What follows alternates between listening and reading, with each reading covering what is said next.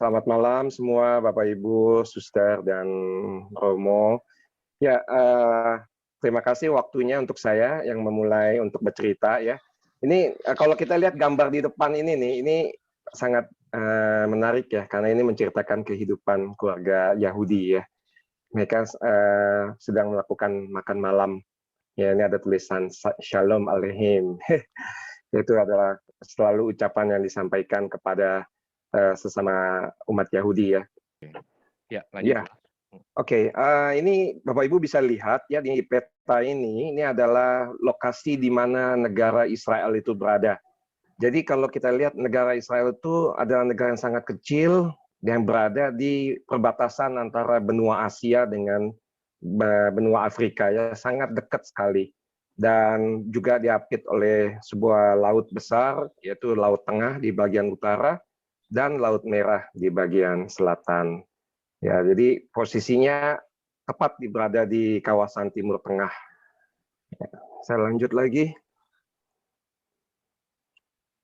Nah, ini lebih jelas lagi kelihatan Bapak Ibu.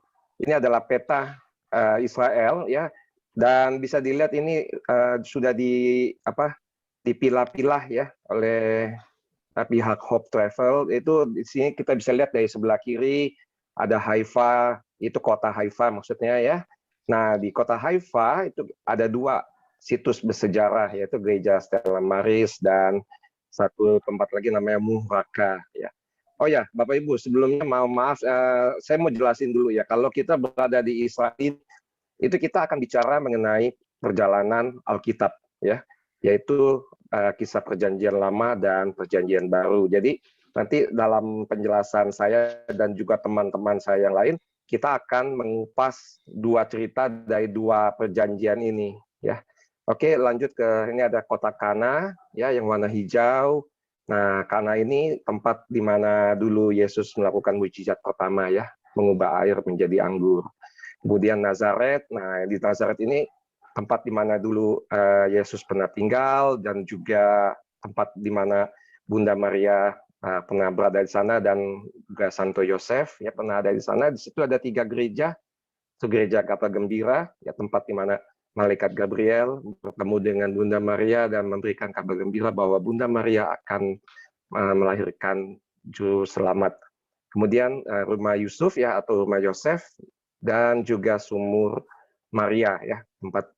Nah, kemudian di bawahnya itu ada Yerusalem yang warna ungu. Nah, nanti di Yerusalem ini akan lebih banyak sekali ya tempat-tempat situs sejarah karena memang Yerusalem usianya sudah sangat-sangat tua ya dan sudah menjadi sejak dibangun oleh Raja Daud.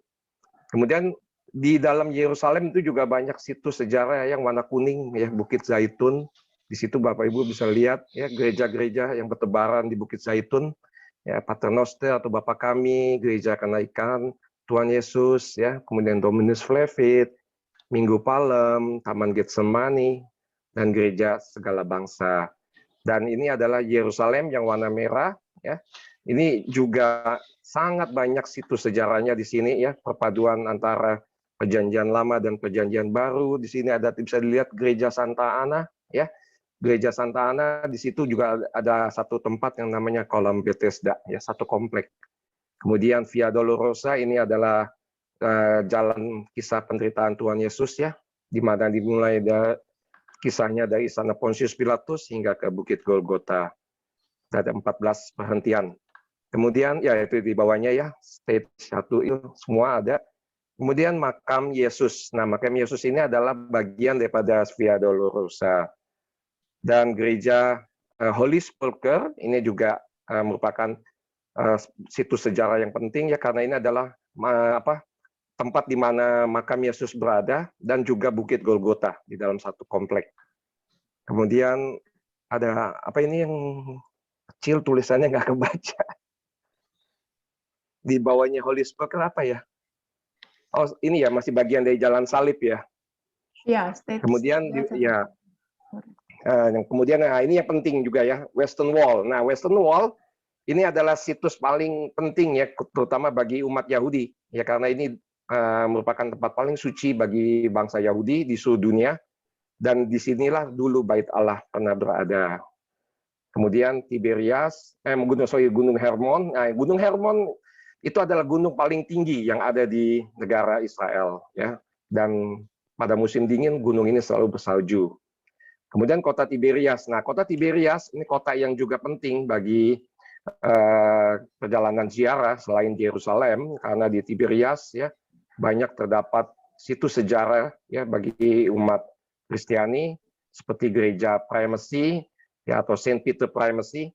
Ini adalah gereja tempat untuk mengenang peristiwa ya Yesus pernah bertanya kepada Petrus, apakah engkau mengasihi aku, dan juga di mana Yesus pernah menampakkan diri kepada murid-muridnya pada saat di mana murid-murid Yesus sedang menangkap ikan sepanjang malam, tapi ikannya nggak dapat.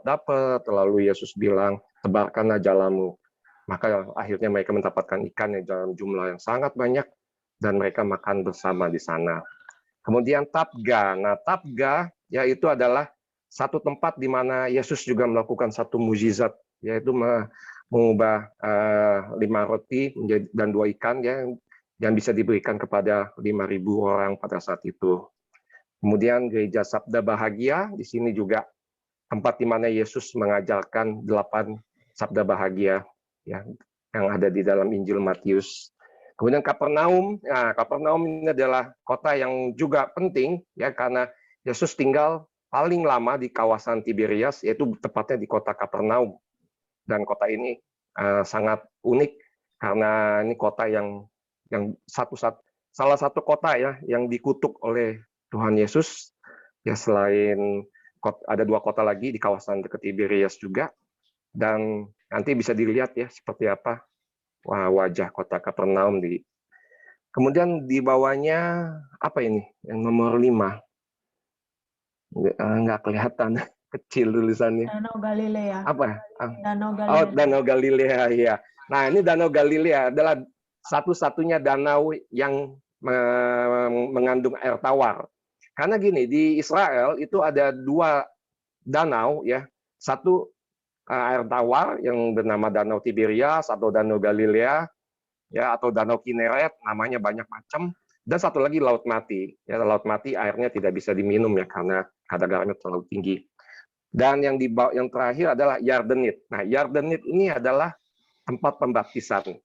Ya, jadi tepat berada di Sungai Yordan, pertemuan antara Danau Galilea, kemudian airnya keluar, mengalir ya melewati Sungai Yordan, dan sungai itu airnya mengalir terus sampai ke Laut Mati.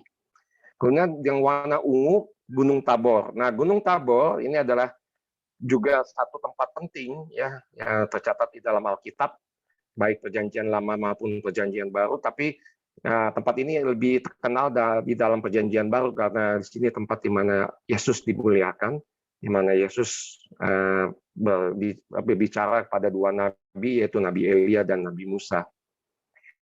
Kemudian Jericho. Nah, Jericho ini adalah satu kota ya yang juga tertulis di dalam Perjanjian Lama dan Perjanjian Baru ya.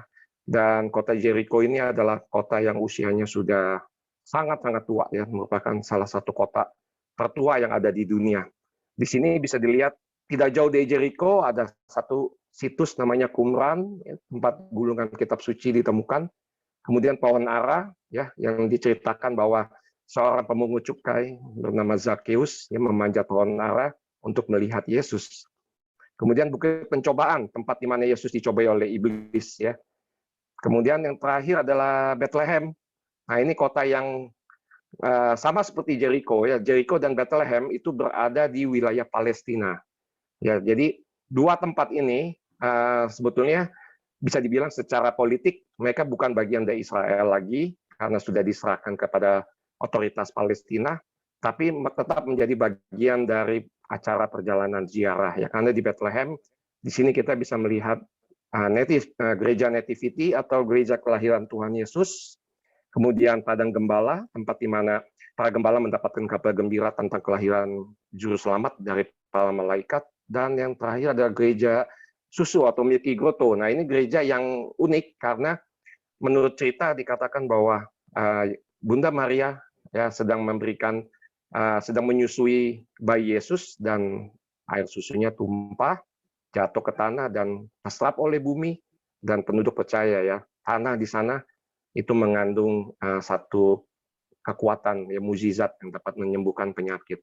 Ya inilah kurang lebih seperti ini ya Bapak Ibu, perjalanan ziarah kalau kita datang ke tanah perjanjian atau mungkin disebut juga tanah suci atau Holy Land, tempat-tempat seperti ini yang nanti kita akan lihat bila Bapak Ibu berkunjung ke sana. Ya. Oke, bisa lanjut lagi. Ya, ya.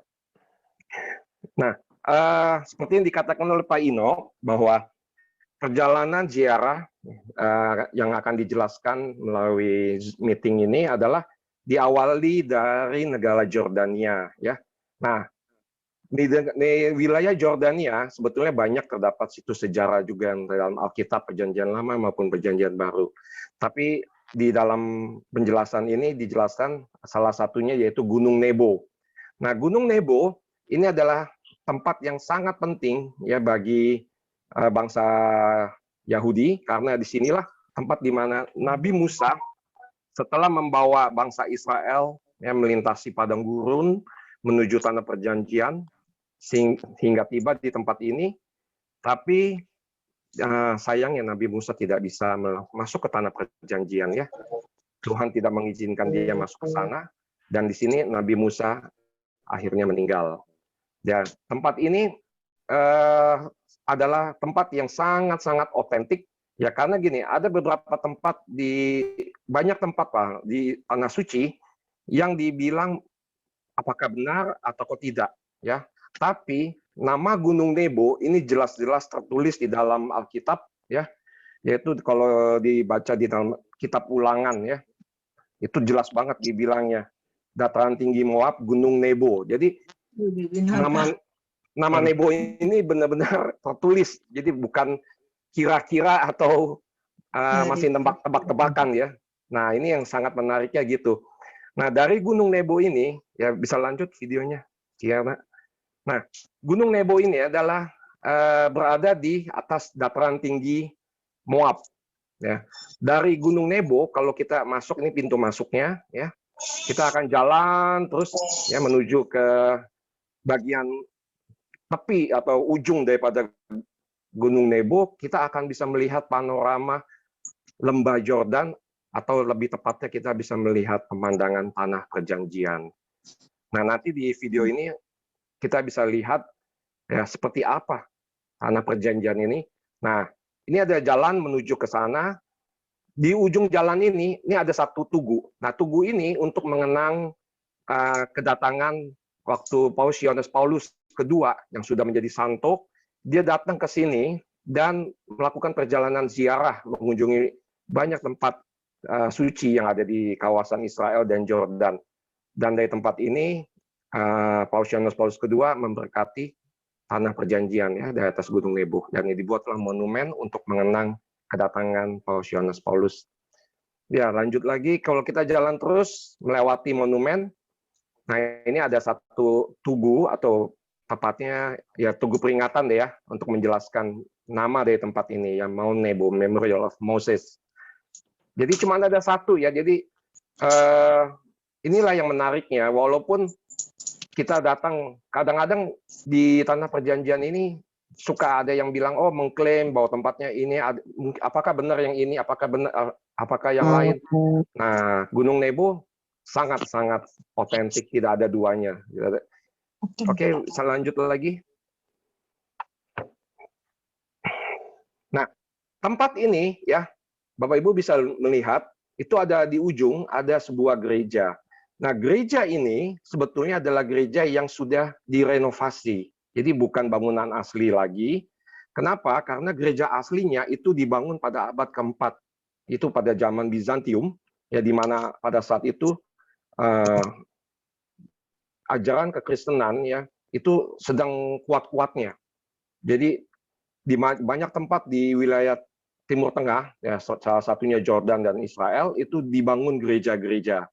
Nah, kemudian gereja tersebut sayangnya hancur, ya, dan kemudian belum sempat direnovasi sehingga akhirnya tanah ini, wilayah daripada Gunung Nebo, dimiliki oleh atau diambil alih oleh Ordo Fransiskan. Ya, Ordo Fransiskan ini adalah ordo yang mengatur dan mengurusi semua banyak situs sejarah gereja yang ada di Tanah Perjanjian. Dan Ordo Fransiskan ya bekerja sama dengan banyak yayasan-yayasan dunia untuk membangun gereja ini kembali sehingga menjadi cantik lagi, paling tidak mendekati aslinya. Ya. Nah, ini jalan menuju ke arah gereja. Nah, pada zaman dahulu gereja ini dulunya bukan hanya sebuah gereja, tapi juga merangkap sebuah biara. Nah, Bapak Ibu bisa melihat ini ada satu tugu. Tugu ini adalah sebagai simbol atau ciri khas daripada Nabi Musa. Ya, kalau kita lihat, Bapak Ibu pernah membaca Alkitab, dikatakan bahwa Musa membangun sebuah tiang ya, yang ular tembaga. Karena ular tembaga ini dipercaya bisa menyembuhkan ya bagi orang-orang yang sakit, atau pada saat itu mungkin ada orang yang dipatok oleh ular, maka biar mereka melihat ular tembaga ini maka akan sembuh. Dan ini menjadi satu ciri khas ya daripada Nabi Musa. Nah, tepat di belakang tugu tersebut, nah inilah Bapak Ibu bisa melihat panorama Lembah Yordan atau Tanah Perjanjian. Nah, apa yang Bapak Ibu lihat di video ini kurang lebih seperti inilah juga Nabi Musa melihat Tanah Perjanjian. Jadi di tempat inilah dipercaya Nabi Musa melihat untuk yang pertama dan yang terakhir.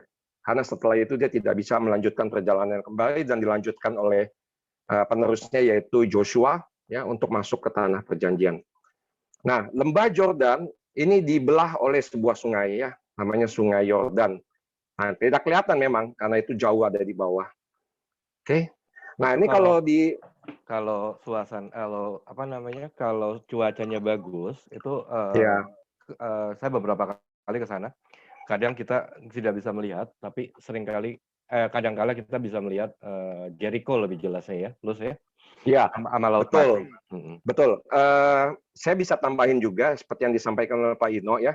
Itu ya, kalau Bapak Ibu melihat kursor ya, titik kursor tadi di sebelah kiri, ya itu Bapak Ibu bisa melihat Laut Mati. Tapi karena ini cuacanya berkabut ya, jadi tidak begitu jelas. Dan sedikit ke arah kanan itu kalau cuacanya jelas, Bapak Ibu bisa melihat pegunungan Judea. Dan di atas pegunungan Judea itu, kalau memang cuacanya bagus dan menjelang sore, ya menjelang gelap, kita bisa melihat kota Yerusalem dari Gunung Nebo ini. Nah, kemudian terus ya bisa dilihat ini Lembah Yordan, dan Lembah Yordan ini memang sangat subur, ya seperti yang ditulis di dalam Alkitab, tanah yang penuh susu dan madu. Nah, ini dia Bapak Ibu. Kalau kita masuk dalam gereja, gereja ini banyak memiliki hiasan-hiasan mozaik. Ya, pada zaman di Bizantium, memang budaya membuat mozaik itu sedang hebat-hebatnya. Dan ini menjadi ciri khas daripada gereja ini, di mana kalau Bapak Ibu lihat, banyak hiasan mozaik. Ya, baik di lantai, banyak kan ada di lantai, tetapi karena gereja ini sudah direnovasi, maka mozaiknya sebagian ditempel di dinding. Nah, bisa dilihat ini di sebelah kiri video, sangat indah dan ini masih asli ya, usianya sudah lebih dari 1000 tahun ya, karena gereja ini dibangun pada abad ke-4 Masehi dan warnanya masih tampak dengan jelas ya.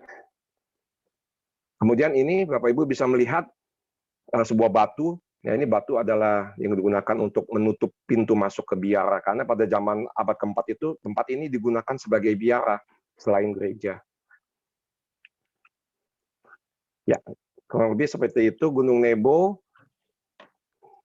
Ya, dari tadi Gunung Nebo itu kurang lebih ke perbatasan kalau kita jalan itu sekitar 30-40 menit ya Paulusnya ke Allenby ya. Betul. Jadi betul. Dalam video ini memang tidak diperlihatkan proses di border, tapi dari Gunung Nebo ini kita akan masuk ke Israel melalui Allenby, bisa melalui Sheikh Hussein bordernya. Ya. Jadi kita akan masuk dalam perjalanan ini ke Qumran ya. Betul. Ya, jadi di dalam video ini setelah Nebo, seperti yang dikatakan oleh Pak Ino, kita akan masuk ke wilayah Israel. Karena Qumran ini sudah bukan di Jordan lagi ya, tapi di wilayah Israel. Nah, Qumran, apa yang menarik dari Qumran ini adalah tempat ditemukannya gulungan kitab suci, ya. Ya, ini bisa dilihat petanya di mana Qumran itu berada, dia tidak jauh dari Laut Mati. Nah, Qumran ini adalah tempat yang sangat penting ya bagi bangsa Israel khususnya, karena pada saat ditemukan, yaitu pada tahun 1940-an, ini tidak disangka ya ternyata di sekitaran Qumran itu banyak terdapat gua-gua.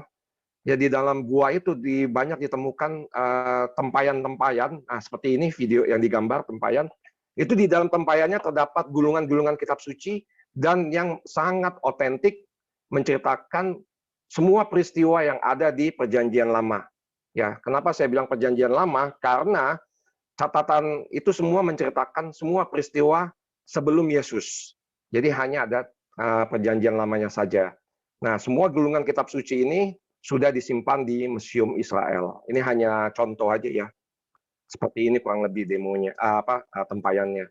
Dan ini ya seperti ini landscape-nya, tanahnya gersang. Dan yang paling penting, Bapak Ibu mesti ketahui, siapa yang menulis gulungan kitab suci itu adalah sekelompok komunitas yang disebut dengan orang Esseni. Orang Esseni ini kalau sebetulnya sudah dibilang sudah punah ya, sudah tidak ada. Dan mereka ini adalah kelompok orang Yahudi yang sangat-sangat ortodoks. Ya, dan mereka memilih tempat ini untuk tinggal. Kenapa? Karena menurut mereka kota Yerusalem itu dianggap masih kurang suci.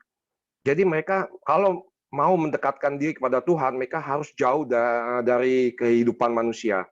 Dan mereka memilih Qumran yang memang jelas-jelas tempatnya sangat sepi, gersang, dan jauh dari kehidupan manusia. Dan di sini mereka tinggal. Dan ini adalah seperti inilah ya kota Qumran. Bisa dibilang bukan kota ya, maaf ya. Mungkin seperti kayak desa ya.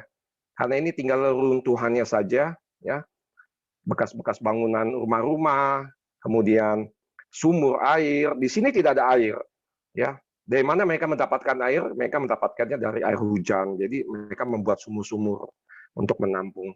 Dan ini adalah situs sejarah yang sangat bernilai tinggi sekali karena bangsa Israel bisa mengetahui sebuah perjalanan kisah bangsanya mereka sendiri yang melalui gulungan kitab suci itu. Ya, next. Oke.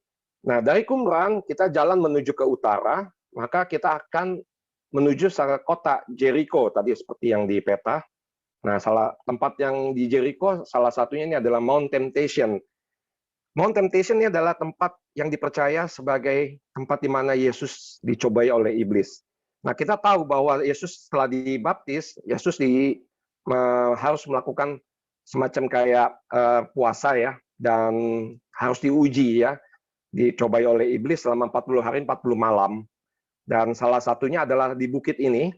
Nah, di bukit ini dikisahkan bahwa Yesus pernah diajak ke tempat yang tinggi. Karena ini kan sebuah gunung ya, tempat yang tinggi, dan di tempat ini iblis menunjukkan kepada Yesus begitu banyak kerajaan yang ada di dunia. Di mana iblis berkata kepada Yesus, bilang, kau menyembah aku, maka semua kerajaan ini akan menjadi milikmu. Nah, Yesus di sinilah mengusir iblis ya, karena iblis mencoba untuk menguasai Yesus.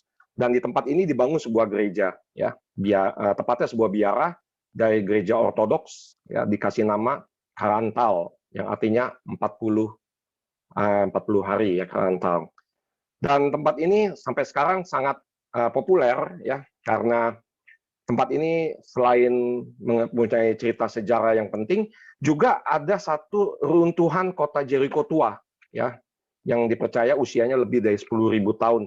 Dan di kota Jericho, kalau di Perjanjian Lama, pasti Bapak Ibu mungkin masih ingat, dikatakan bahwa pada bangsa Israel ketika masuk ke tanah perjanjian, mereka harus menghancurkan satu kota dulu, yaitu kota Jericho, dengan mengelilingi tembok, ya, sebanyak 7 kali sambil meniupkan sangkakala. Dan banyak orang yang percaya bahwa kota tua Jericho yang usianya 10.000 tahun itulah yang dihancurkan oleh bangsa Israel ketika masuk ke tanah perjanjian.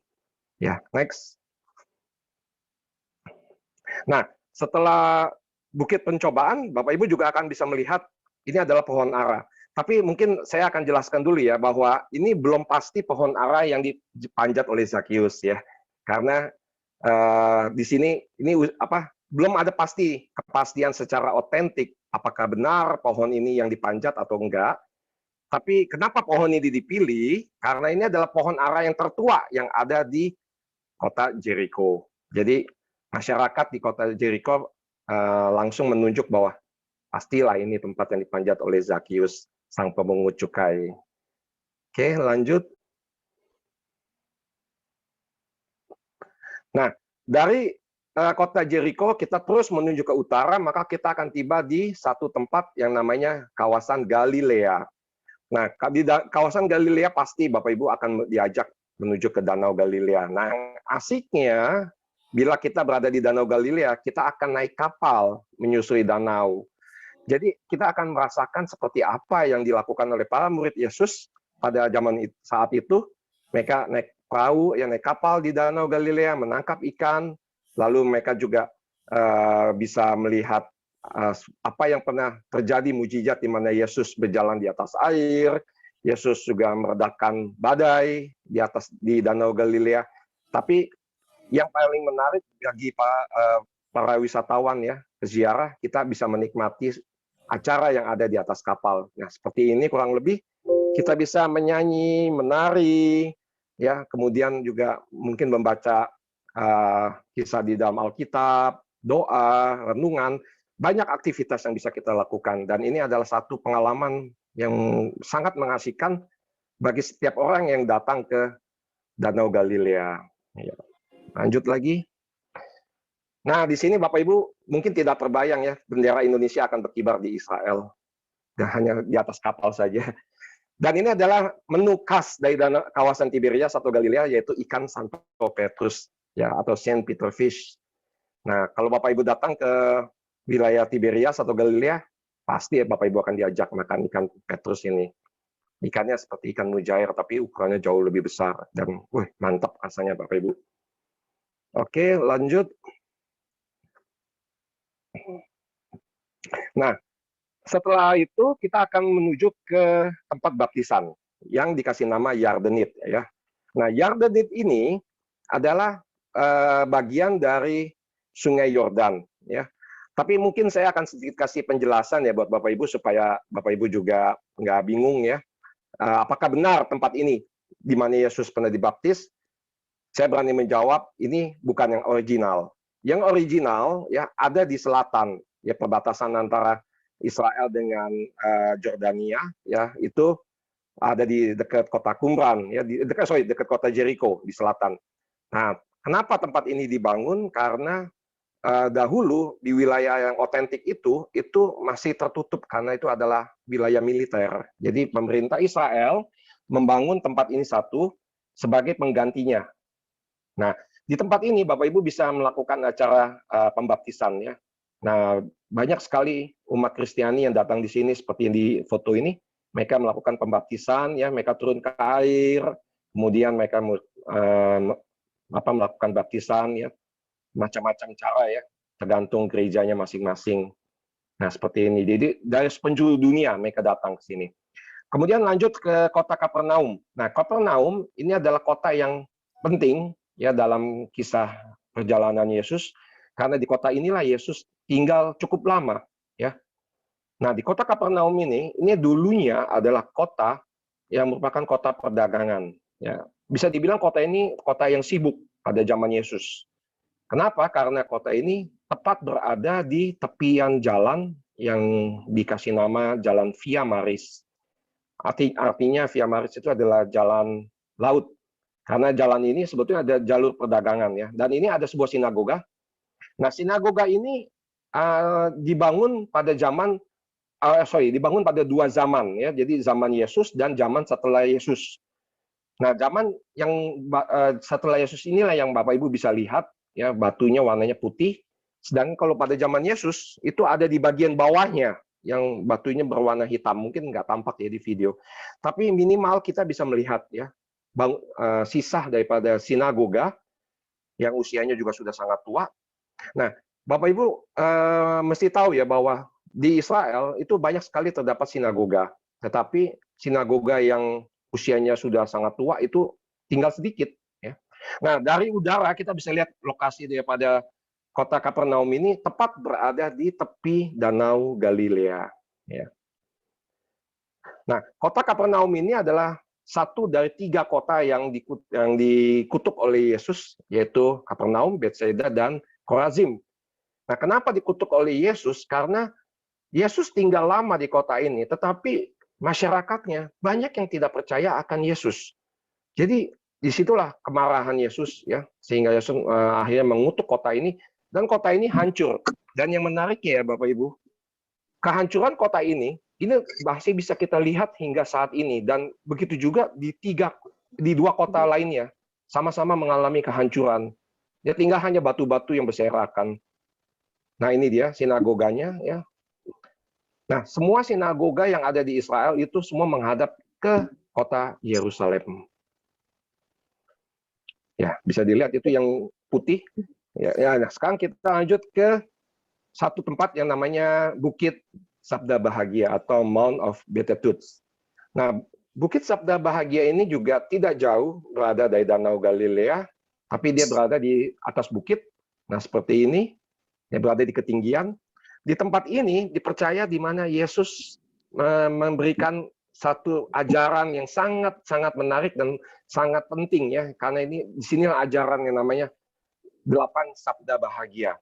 Ya, kalau kita lihat di Injil Matius Perjanjian Baru, ya dikatakan bahwa Yesus mengajarkan kepada semua orang, nggak cuma ke murid-muridnya, bagaimana kita untuk bisa menjadi orang yang menjadi orang yang lebih baik lah.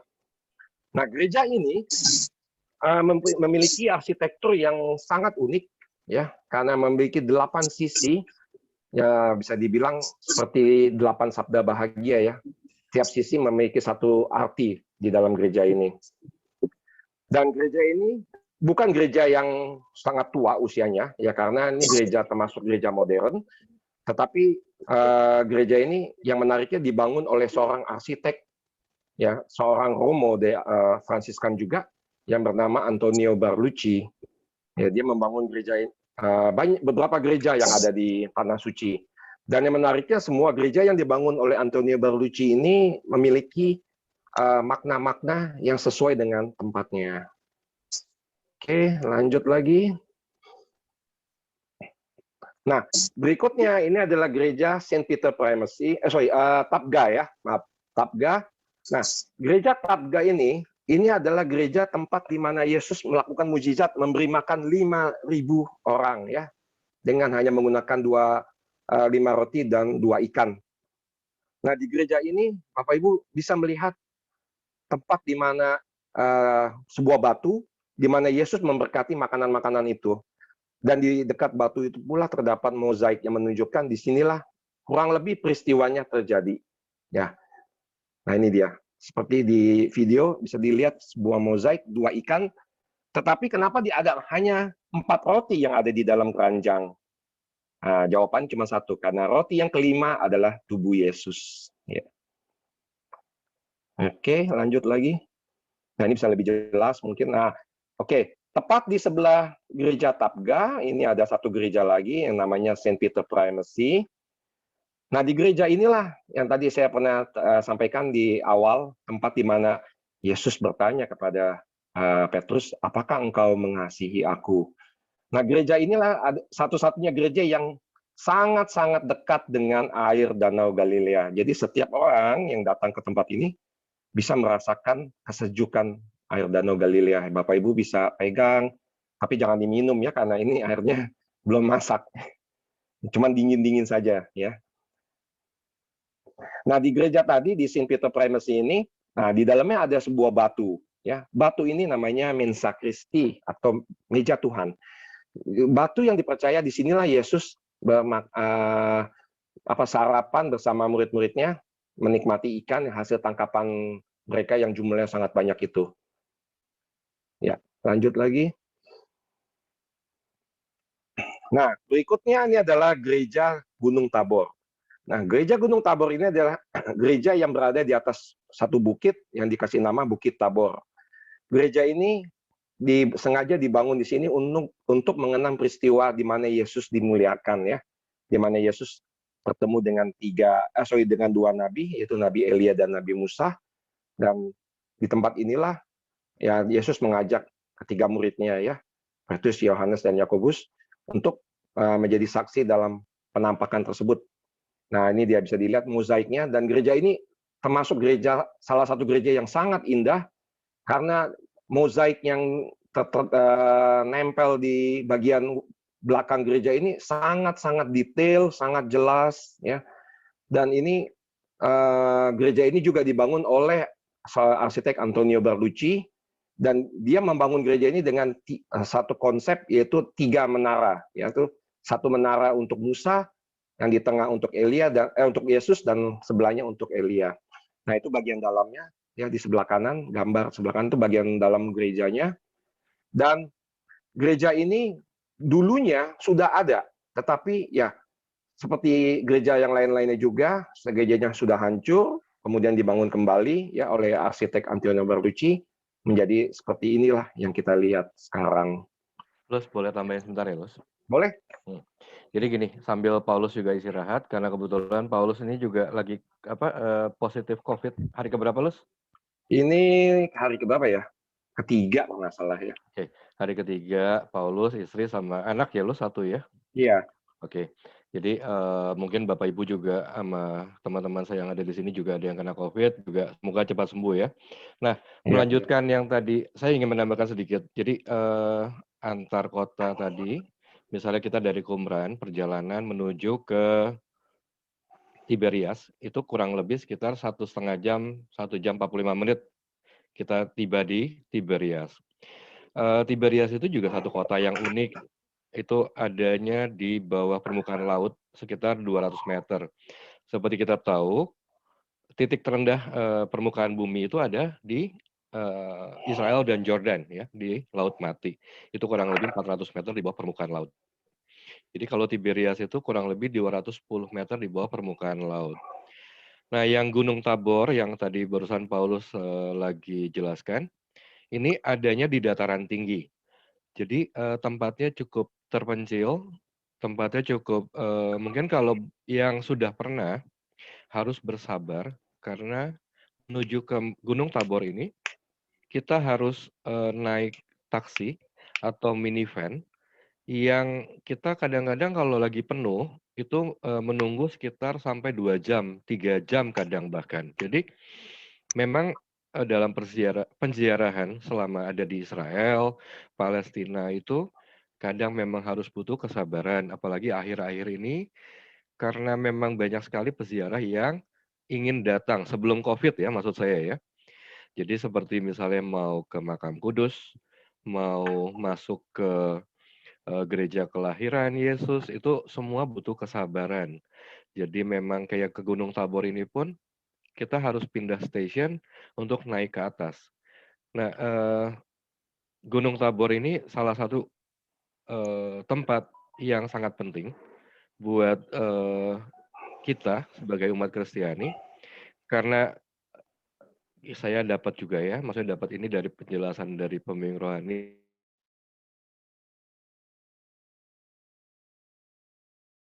bisa disamakan dengan nabi-nabi yang lain menurut agama yang ortodoks Yahudi, Nabi Musa dan Nabi Elia.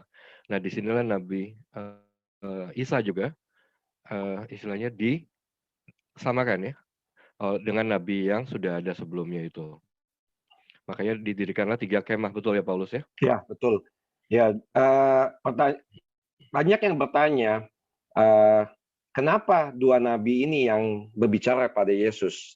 Nah, memang kalau kita lihat ya, 2 nabi ini adalah 2 nabi yang paling penting dalam bangsa Israel. Bagi yang sebelah kiri, ya, kalau di sebelah kanan Yesus, kalau kita menjadi Yesus, maka di tangan kanan, sebelah kanan Yesus itu adalah Nabi Musa. Ya, ya, dia di situ bukan khususnya ke kiri. Ya, itu di situ bisa dilihat ya, Nabi Musa dengan memegang dua loh batu ya, 10 perintah Allah. Nah, Nabi kenapa dianggap penting? Karena Nabi Musa lah yang membuat aturan-aturan ya, hukum-hukum Yahudi semua tertulis ya, dibuat oleh Nabi Musa, dan itu semua hukumnya sampai detik ini selalu dilakukan oleh bangsa Yahudi ya. Ya, itu maka dianggap penting Nabi Musa. Kemudian di sebelah kirinya Yesus ini adalah Nabi Elia. Nah, kenapa Nabi Elia dianggap penting juga bagi bangsa Israel? Karena bangsa Nabi Elia inilah nabi yang berani berjuang ya, melawan nabi-nabi Baal ya. Kalau kita lihat di dalam Perjanjian Lama ya, di Kisah Raja-Raja dikatakan bahwa Ratu Isabel ya itu tidak berusaha untuk menyembah dewa-dewa ya, dewa Baal, sehingga terjadilah pertarungan yang begitu hebat di mana Nabi Elia berhasil mengalahkan Nabi Baal dengan mengirimkan api ya untuk membakar kurban persembahan, dan disitulah kekuatan Tuhan itu sangat nyata ya melalui Nabi Elia, sehingga Nabi Elia begitu diagungkan ya oleh bangsa Yahudi. Makanya dua nabi ini punya arti penting ya, karena yang satu mengajarkan memberikan hukum dan satu lagi memberikan keberanian, dan ini menjadi satu kesatuan ya bagi bangsa Yahudi. Oke. Lanjut lagi.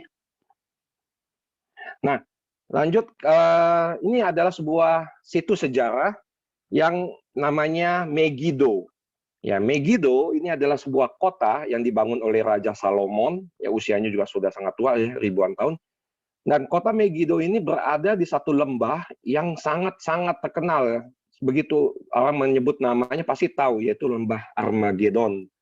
Tetapi orang Yahudi atau orang Israel menyebutnya lembah Jezreel. Dan lembah ini adalah lembah yang dipercaya ya merupakan tempat di mana perang akhir zaman ya, Armageddon. Dan tempat ini sangat subur dan merupakan lembah yang paling subur dan paling luas di negara Israel. Oke, lanjut lagi. Nah, kita akan menuju ke kota Kana. Nah, kota ini adalah kota yang sangat-sangat otentik, sama juga seperti Gunung Nebo. Kota Kana ini jelas tertulis di dalam Alkitab. Tetapi kalau Bapak Ibu melihat, di Alkitab itu dituliskan Kana di Galilea. Kenapa? Karena ada dua kota Kana di Israel. Nah, Alkitab menjelaskan bahwa tempat ini secara spesifik Kana yang di Galilea. Karena di tempat inilah Yesus ya datang bersama dengan ibunya Bunda Maria menghadiri pesta perkawinan, dan Bapak Ibu juga tahu ya di mana anggur di acara pestanya hampir habis, dan Yesus tuan rumah meminta pertolongan kepada Yesus dan Yesus mengubah air menjadi anggur. Nah, tempat ini sangat penting karena ini mengingatkan peristiwa adanya perkawinan ya, perkawinan di Kana, sehingga setiap peziarah yang datang ke sini seperti di video akan mengikuti acara yang namanya pengulangan janji nikah atau wedding renewal. Nah, bagi pasangan pasutri yang datang ke tempat ini pasti berkesempatan untuk mengikuti pengulangan janji nikah yang dipimpin oleh Romo seperti ini ya, mirip seperti inilah, dan semua akan menjadi suatu kenangan ya, kenangan yang sangat indah ya, mengulang janji nikah di tempat yang sangat penting. Dan kadang ada juga yang melakukan pernikahan yang pertama ya, artinya pernikahan yang benar-benar pernikahan ya, bukan pengulangan janji nikah gitu ya di tempat ini. Ya, mereka memang sudah mempersiapkan secara matang. Ya, lanjut lagi. Kebetulan kita pernah 2 kali ada pasutri yang ingin melakukan pernikahan di Kana.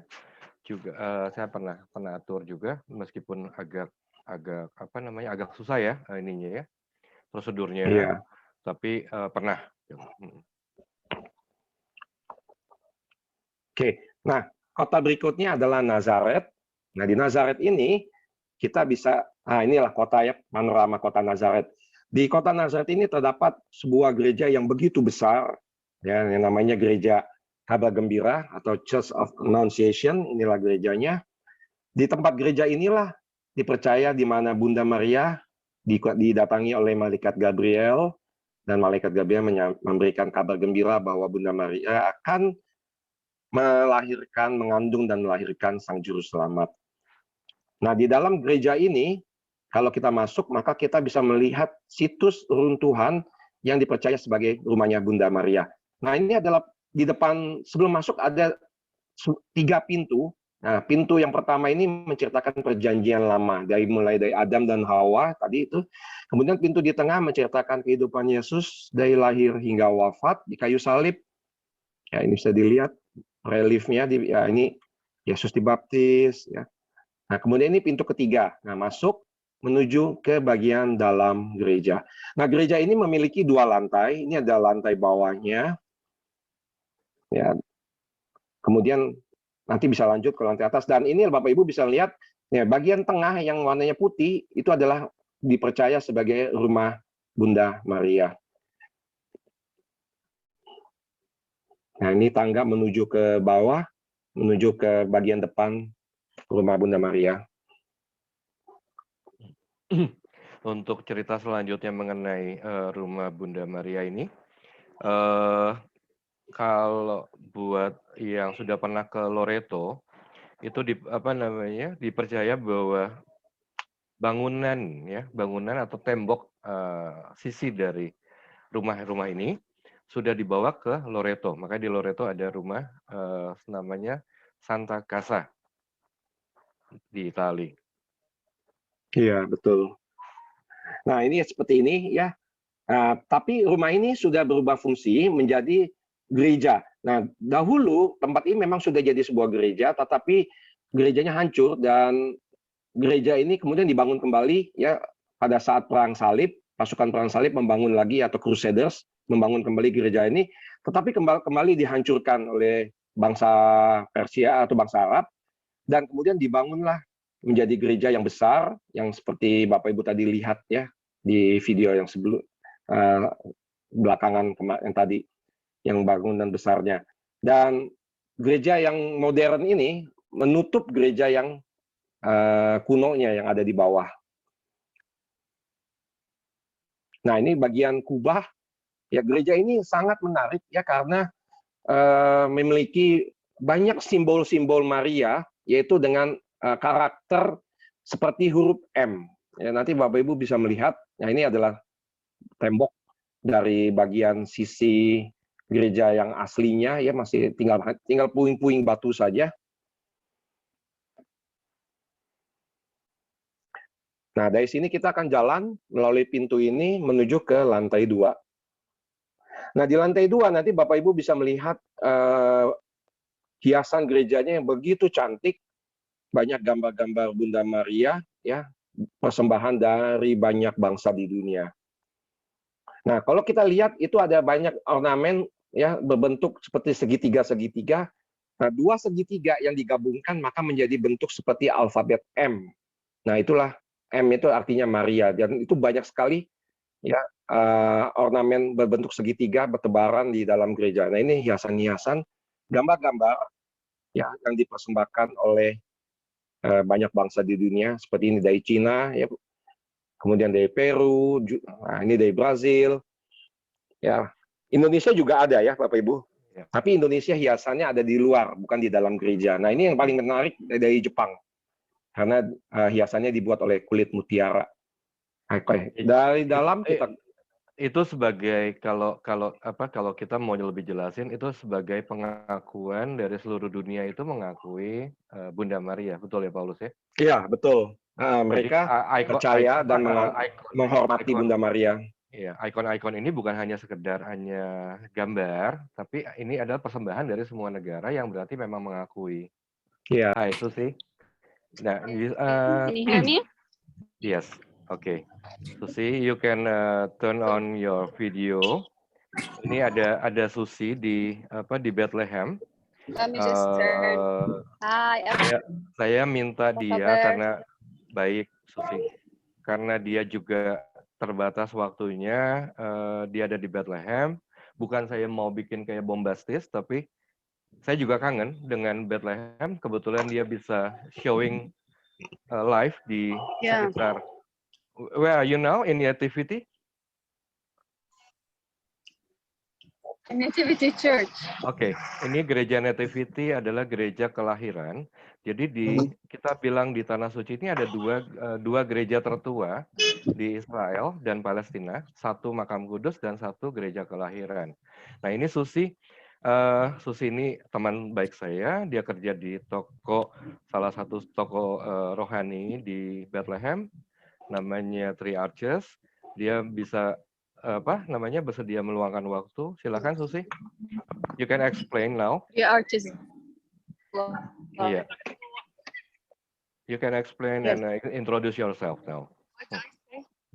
The voices. Nama saya Susi. Saya dari Bethlehem. Dari work di kota di Three Arches too, souvenir shop.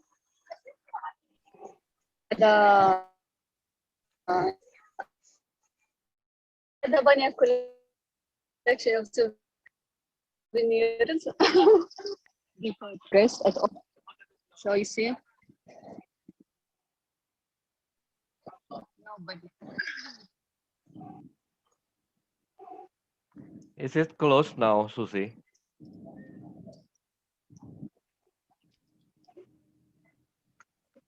The church is empty because no tourists allowed to enter. So only locals. Yeah, but the church itself, is it closed or open?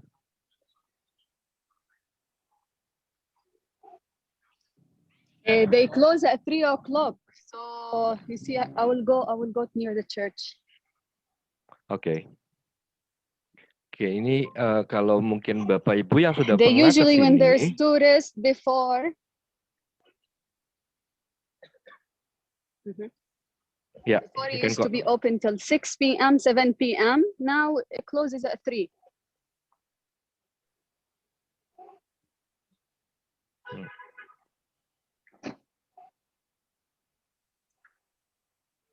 See, the door is closed. Ya. Ini kalau kita lihat dari depan memang tidak ada penampakan sebagai sebuah gereja. Ya.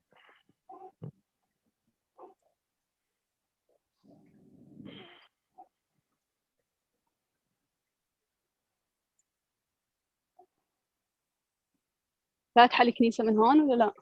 مسكرة. ولا بدي أصور بس. I asked if he can open the church. No. Ya, ini kita lihat udah ditutup ya. Jadi kalau kita tadi masuk ke pintu gerbang yang tadi, itu ada satu gereja, namanya Gereja Nativity.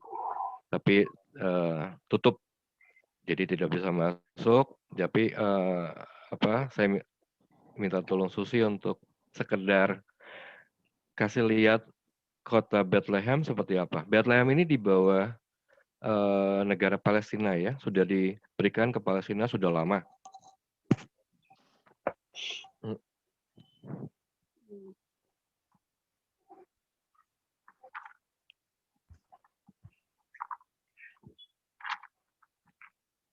Okay, Susi, you cannot go in, right?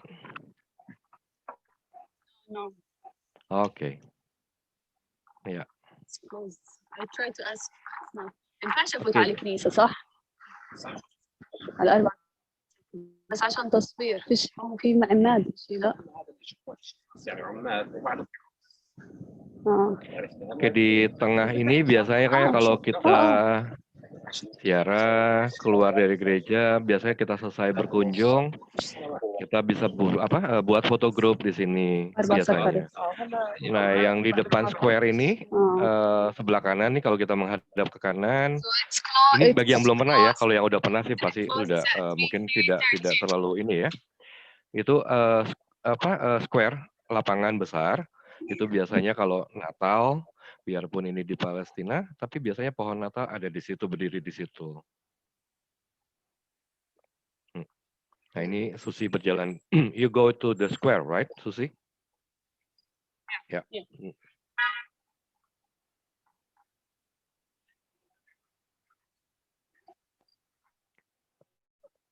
Oke, Susi. I think. This is Casanova where everybody comes and have coffee. Ya, ini ada Casanova biasanya kalau tour leader juga atau peserta atau siapapun bisa duduk di situ minum kopi, minum teh ya sambil nunggu yang lain kumpul. Ini kita lihat kosong ya. Ya. Oke, Susi.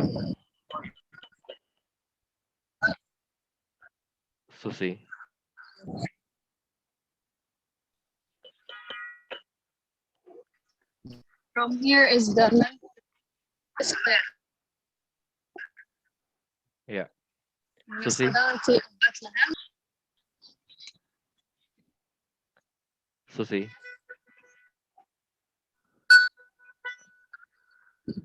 I can hear. Yes, dear. Okay, Susi. Yeah, okay. I think it's enough, Susi. Thank you for showing me or showing us Bethlehem in this situation. Sedikit melepas rasa rindu kita mengenai melihat kota Bethlehem. You can tell to everyone, Susi. Thank you for your time.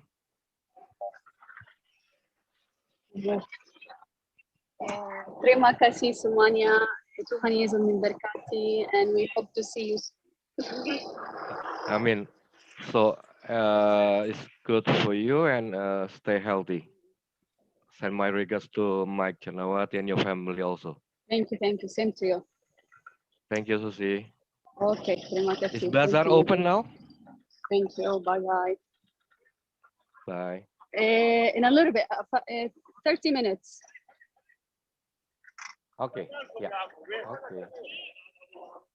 Paulus? Yes.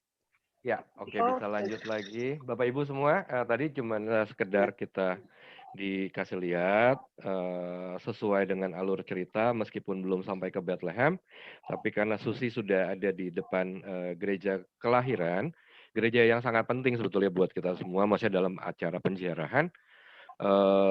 Ya sekedar rasa kangen buat saya juga, buat Paulus juga, mungkin buat yang Bapak semua yang ada di sini semua. Ya, Paulus silakan. Ya, oke. Bapak Ibu, kita kembali lagi ke Nazaret. Nah, ini bagian samping dari gereja Kabar Gembira. Nah, dari sini kita bisa melihat bahwa di dekat gereja ini terdapat bangunan biara. Dan ini adalah biara Ordo Fransiskan, ya. Dan banyak romo-romo ya Fransiskan yang ada di sini. Nah, kemudian di bagian ini, di bagian samping tapi agak di bawah, ini adalah sisa kota tua Nazaret. Ya, ada tinggal hanya puing-puing batu saja. Ya, ini seperti ini. Nah, kota Nazaret pada zaman Yesus itu hanya sebuah desa yang sangat kecil. Ya, banyak orang yang tidak tertarik untuk datang ke Nazaret karena hanya sebuah desa yang tidak ada istimewanya. Nah, tidak jauh dari gereja ini ada tempat di mana Santo Yosef pernah tinggal, dan ini adalah patungnya. Nah, rumah Santo Yosef ini ternyata memang sangat dekat dengan rumah Bunda Maria, sehingga tidak heran kalau mereka bisa saling kenal dan akhirnya saling dekat dan bertunangan. Ya, nah ini ya gerejanya Church of Saint Joseph. Nah, gereja ini di bagian bawahnya ini adalah rumah tempat tinggal di mana Yesus, masa kecil Yesus bersama ibunya dan bapaknya ketika mereka kembali ke tanah perjanjian dari tempat pengungsian mereka di Mesir. Ya, kalau kita tahu cerita bahwa waktu Yesus masih bayi, di mana Raja Herodes ingin membunuh bayi-bayi di Bethlehem, mereka mengungsi ke Mesir, dan setelah Herodes meninggal, mereka kembali lagi, tetapi tidak tinggal di Bethlehem dan tinggalnya di kota Nazaret. Nah, di bagian bawah gereja Santo Yosef ini adalah sebuah goa, ya. Nah, di goa inilah dipercaya ya sebagai rumah keluarga kudus. Ya, di bagian bawah nanti Bapak Ibu bisa lihat ya seperti apa, walaupun kita tidak bisa masuk. Nah, ini adalah tangga ya, dan ini ada bekas sebuah sumur ya.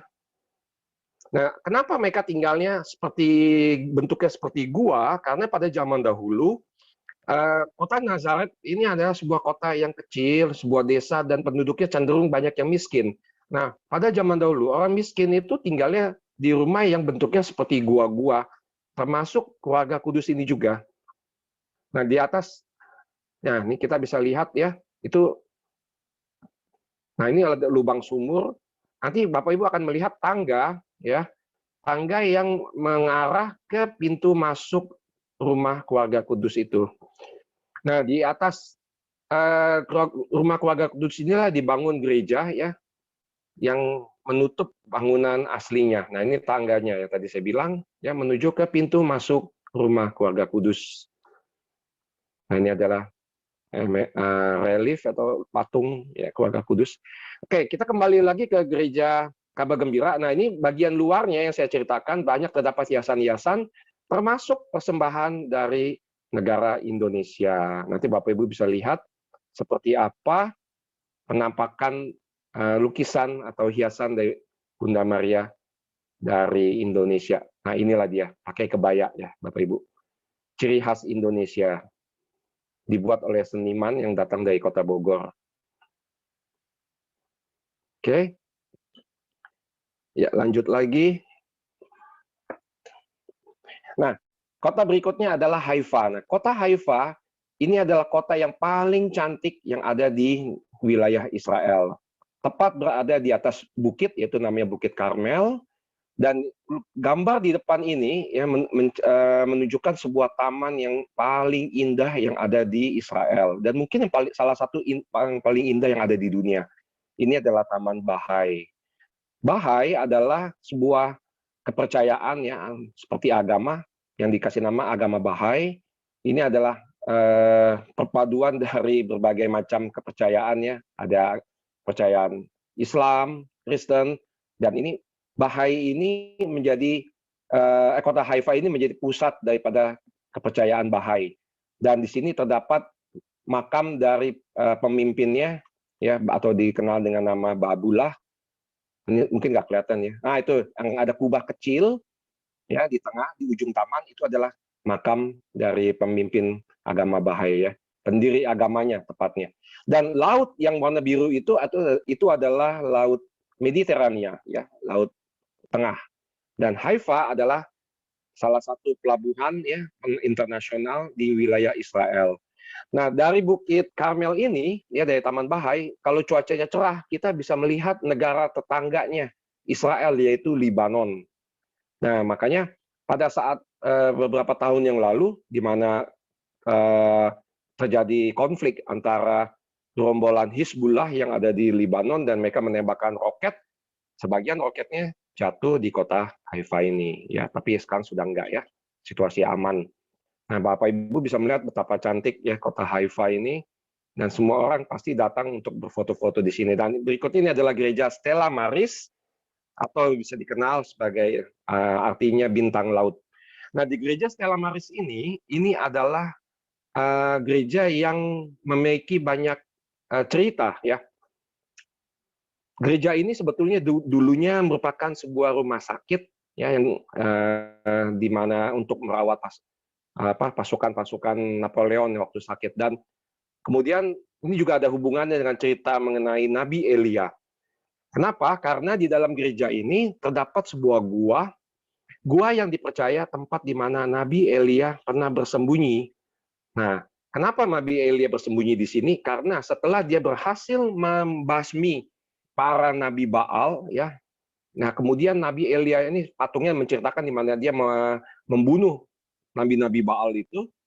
Kemudian Nabi Elia ini menjadi target utama untuk ditangkap oleh Ratu Isabel dan pasukan-pasukannya.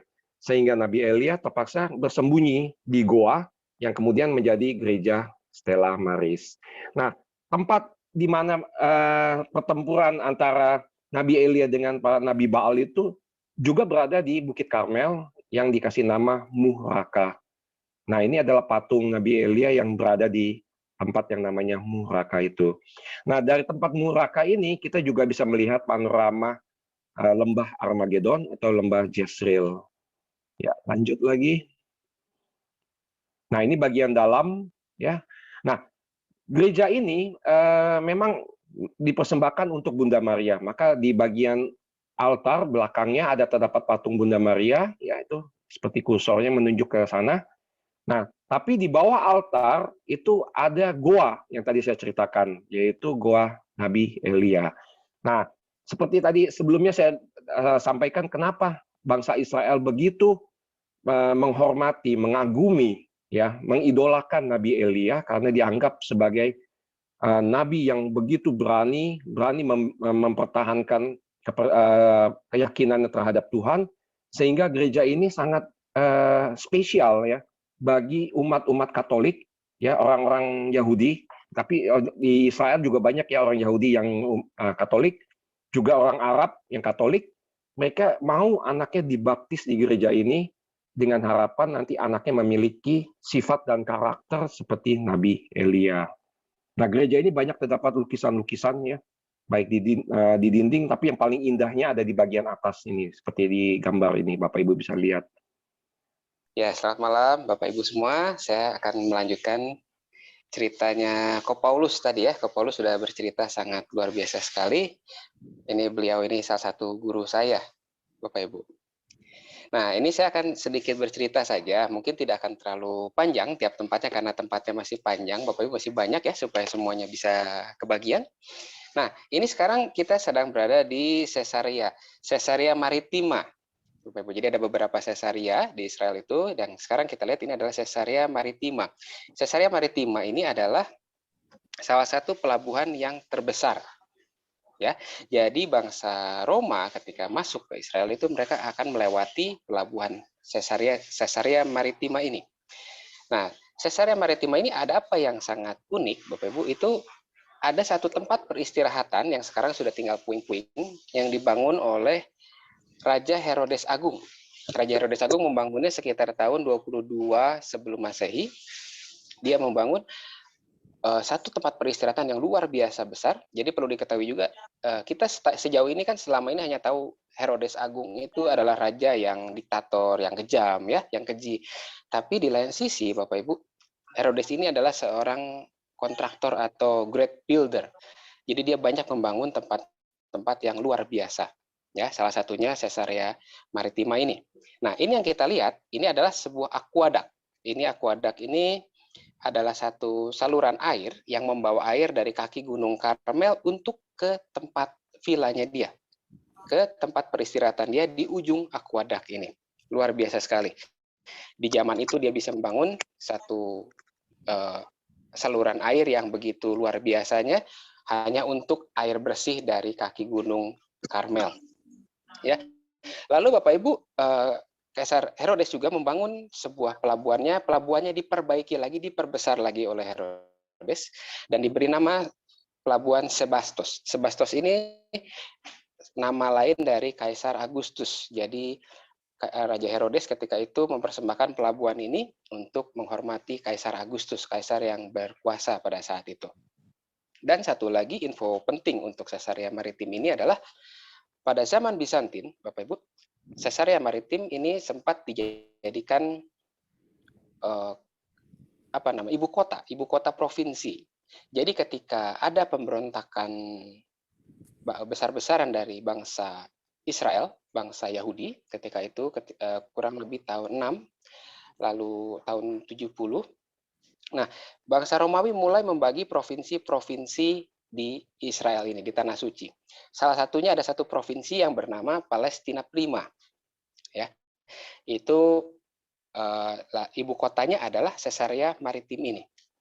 Nah, ini masih berlanjut terus sampai zaman Bizantin. Zaman Bizantin adalah zaman ketika Kaisar Konstantin sudah berkuasa dan agama Kristen sudah diperbolehkan. Jadi, ketika itu zaman Bizantin mulai kurang lebih abad keempat. Nanti kita akan banyak ketemu, mungkin saya akan banyak menyebut zaman Bizantin, mungkin tadi Ko Paulus juga sudah banyak menyebut zaman Bizantin dengan ciri khasnya mozaik dari batu. Nah, jadi Caesarea Maritima ini pernah menjadi ibu kota dari provinsi Palestina Prima saat itu di Tanah Suci. Oke, mungkin bisa dilanjutkan videonya dan di next selanjutnya, Ciarna. Nah, ini adalah bagian dalam dari gereja kelahiran. Tadi sudah ditunjukkan oleh Susi, gereja kelahiran. Nah, ini bagian luarnya. Yang tadi Susi, kita sudah lihat live langsung dari Susi. Nah, gereja kelahiran ini Bapak Ibu adalah gereja tertua di Tanah Suci atau mungkin di dunia. Kenapa? Karena gereja ini satu-satunya yang selamat dari penghancuran bangsa Persia. Bangsa Persia ketika itu datang kurang lebih abad ke-7, datang menghancurkan semua gereja yang ada di Tanah Suci kecuali gereja ini. Kenapa? Karena di dalamnya ada gambar 3 Raja Majus. Jadi 3 Raja Majus itu pakaiannya seperti mereka. Jadi kita percaya bahwa 3 Raja Majus itu sebetulnya asalnya dari Persia. Nah, jadi ketika mereka melihat, wah ini gerejanya bukan gereja orang Kristen, ini gereja tempat kita, karena gambar di dalamnya ada gambar 3 Raja Majus itu. Jadi mereka tidak jadi menghancurkan gereja ini. Jadi gereja ini hanya pernah dihancurkan sekali oleh bangsa Samaria. Jadi ini adalah gereja tertua di dunia. Gereja yang pertama dibangun oleh Ratu Helena abad keempat. Jadi perlu diketahui Ratu Helena ketika zaman Bizantin mulai berdiri, Ratu Helena langsung datang ke Tanah Suci untuk membangun beberapa gereja di tempat penting. Gereja Kelahiran, Gereja Makam Kudus, Gereja Kenaikan Yesus, ya. Dan ada satu lagi gereja, saya lupa, tapi ada satu gereja lagi. Tapi yang penting itu ada 3, Gereja Kelahiran, Gereja Makam Kudus, dan Gereja Kapel Kenaikan. Nah, jadi gereja ini sudah berdiri sejak abad keempat. Bagaimana Ratu Helena mencari letak posisinya, Bapak Ibu, itu yang menarik. Jadi ketika itu Kaisar Hadrianus, ya, ketika abad kedua dia membangun satu kuil yang memuja dewa Adonis. Lalu untuk menutupi jejak dari Yesus, karena dia itu sudah khawatir kalau Yesus ini nanti di suatu hari akan membawa masalah untuk dia, katanya begitu. Ya, jadi Ratu Helena hanya mencari letak dari kuil dewa Adonis tersebut dan dimasukkan ke sini. Lalu Ci boleh dimundurkan sedikit tadi untuk yang bagian guanya. Nah, ini orang-orang ini sedang apa, Bapak Ibu? Orang-orang sedang masuk ke bawah gua. Ke bawah gua ini adalah gua tempat kelahiran Yesus, yang dipercaya secara tradisi bahwa Yesus lahir di tempat ini. Ya, bisa dilihat itu langit-langitnya semua hitam, karena jadi ini adalah tempat domba-domba biasa dan para gembala tidur. Guanya bentuknya seperti ini. Ini tempat lilinnya, dan bisa dilihat ini bintang yang menandakan tempat Yesus dilahirkan. Itu jumlahnya ada 14, itu 14 menandakan 14 generasi dari Adam sampai Abraham, Abraham sampai Daud, dan Daud sampai Yesus. Jadi Yesus adalah keturunan langsung dari Daud. Dan di belakang orang Bapak ini ada gambar maher, Bapak Ibu, ya. Di belakang maher itu ada satu tiruan dari palungan Yesus.